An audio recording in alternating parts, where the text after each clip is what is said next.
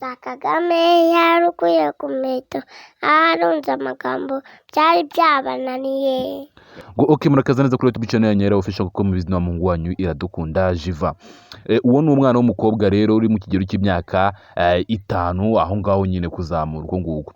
Uyu mwana rero ngewe nanyuzeho numva abana bari kugenda baririmba, ndagenda babwira ati uyu muntu ninde, bari abana babiri ubundi babwira ati se uyu muntu ninde, ndashyizemo iyi video ya President kambaza nyishyiremo muyumve. Go out and try it. Try doing it. Don't give up somewhere else. If you fail in one thing, try something else. Keep going, keep trying. Because if you don't do that, what do you want to do?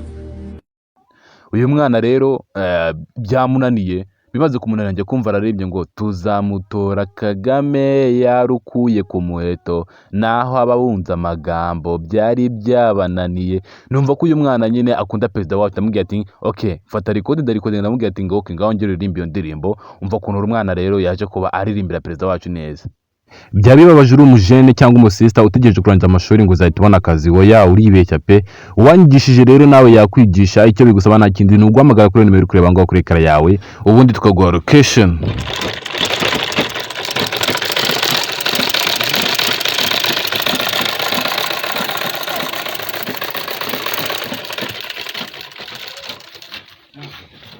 Uyu ninde?